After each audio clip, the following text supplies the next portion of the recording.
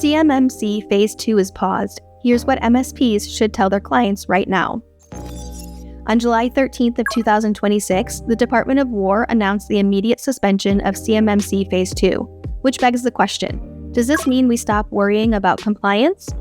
NinjaOne's head of MSP partnerships, Paul Redding, along with technical marketing manager Zach Tharian, hosted a webinar covering FedRAMP and NinjaOne's federal platform.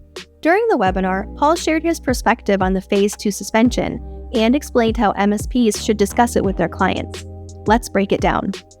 But first, a disclaimer. None of the information presented in this video should be taken as legal advice, and contractors are advised to confer with legal counsel for their specific obligations. Before we begin, be sure to subscribe to NinjaOne's IT Video Hub and our YouTube channel for more tech content like this. What exactly was suspended? The CMMC suspension does not mean CMMC has been canceled. The Department of War announced that Phase II, which was scheduled to take effect on November 10th of 2026, is suspended pending a 60-day review led by the new CMMC Reform Task Force. C3PAO requirements for contractors and pending and future CMMC implementation milestones will be on pause while the review is underway.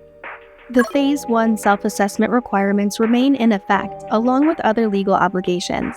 For instance, DFARS Clause 252.204-7012 is still the standard for contractors. We are also still following NIST SP 800-171 Rev 2 for self-assessments and select government-led reviews during the suspension period. What does this mean for MSP clients? While third-party certifications are on pause, contractors are still expected to self-attest to meeting the requirements. Falsified attestations could have legal ramifications for a business under the False Claims Act. With this on the line, MSPs should encourage their clients that, while there is no longer a looming November certification deadline, any self-attestations must still be verifiable. Does the CMMC suspension affect FedRAMP? One of the main points Paul made is that FedRAMP is independent from the CMMC and is not affected by CMMC's status. FedRAMP continues to serve as one of the primary benchmarks for identifying which cloud tools are authorized to handle sensitive federal data, independent of whatever changes emerge from the CMMC review. As more and more industries become involved with federal data, MSPs can use their FedRAMP knowledge to their advantage, especially while the CMMC protocols are being reworked. What should MSPs tell clients to do next? Now that we know the implications of the CMMC Phase II suspension, what are the next steps MSPs can take? Here are Paul's recommendations. Number 1, don't stop compliance work. Again, don't stop compliance work. There are still active requirements, risk assessments, and documentations that are still required and need to be accomplished. Only the certification was suspended. The standards remain in place. Number 2, correct the "it's over" narrative. Make sure to talk to your clients and emphasize that, while there is no longer a November deadline, compliance remains a must, especially given the legal repercussions of inconsistent self-attestations. Number 3, keep an eye out for the 60-day task force report.